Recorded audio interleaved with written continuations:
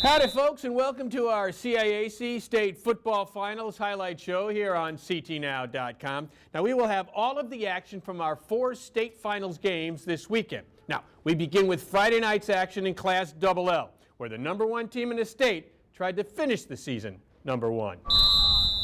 The weekend started under the big lights of the Wren, with the Class LL finals featuring the #1 ranked Falcons of Xavier trying to stay undefeated against the 11-2 Eagles of Trumbull, looking to play the role of spoiler. Now, the first drive of the game, Xavier has a 4th and goal on the Eagle 4-yard line.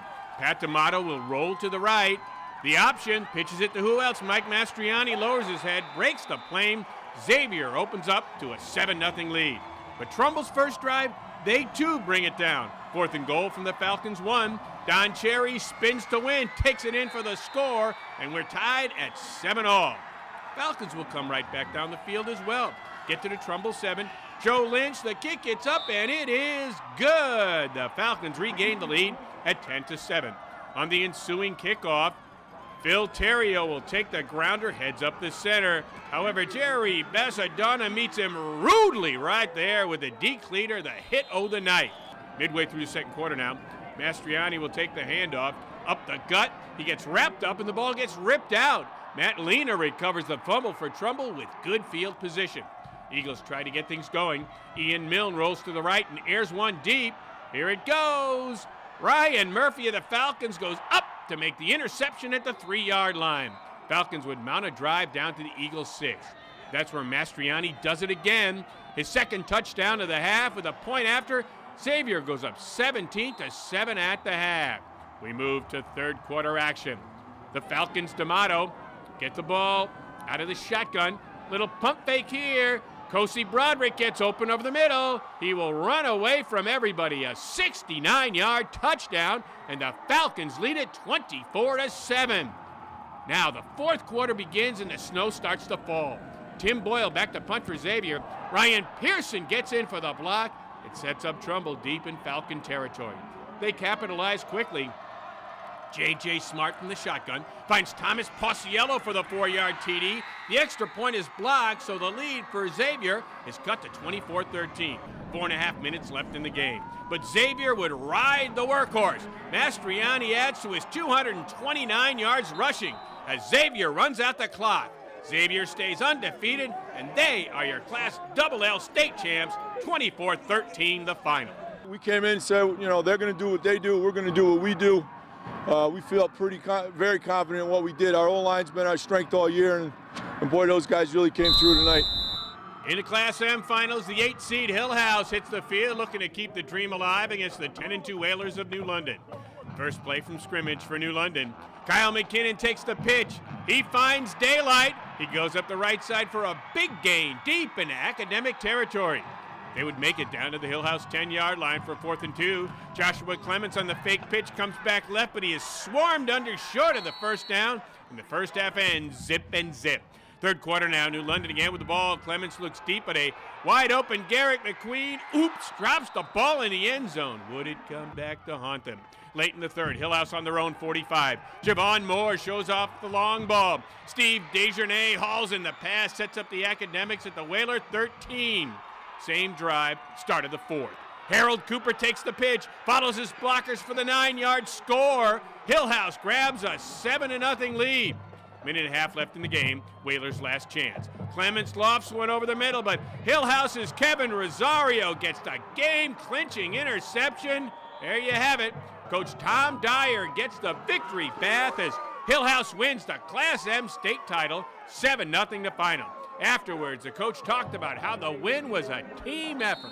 Tremendous. I'm really proud of our kids the way they battled today. It was a tight game. Real credit to Coach Larson and New London Whalers. They were very prepared today. It was a tight game, and then it came down to a few of our guys making plays when the game was on the line. I have to thank my running back, Andre Anderson, for the perfect block on the side. And while we was in the huddle, we were ready for the play. and everybody wanted to do it. So we went along with it, and look what happened. We won a state championship. In the Class L final, the 12-0 Panthers of Massac looking to seal the deal against the three-time defending champion Rams of New Canaan. On Massac's first drive, they get right to work. Casey Cochran, plenty of time, finds Thomas Malone down the sideline. The stutter step, he loses the defender, walks into the end zone. Massac missed the extra point, but would lead it 6-0. Now, 9 minutes left in the second quarter. Massac on the New Canaan 13. Colin Marcus takes the handoff inside the pylon. Massac would lead it 16-0. The Rams come right back down the field. Matthew Milano finds Kevin McCarry over the middle for one of his 2 first-half TDs, and it's a 16-7 Massac lead. Just over 6 minutes left in the first half now. Cochran back to throw, finds Marcus. He'll fight his way into the end zone for the touchdown, and the Panthers go up 23-7. Then less than 10 seconds left in the half. Milano rifles one over the middle of Patrick Newton for the TD. The Rams cut the halftime lead to 23-20. Massac starts the second half strong. Colin Marcus goes 5 yards for the TD.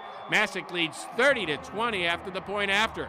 Midway through the third now, Cochran would show off his arm. Drops back, goes deep down the right side. Joe Diaz makes the grab, falls into the end zone for the score, and the route is on. Still in the third, it'll be Cochran on the keeper up the middle for the 1-yard TD. Then watch this. Cochran in the celebration. Rutrow gets hurt. Oh boy, he's hurt.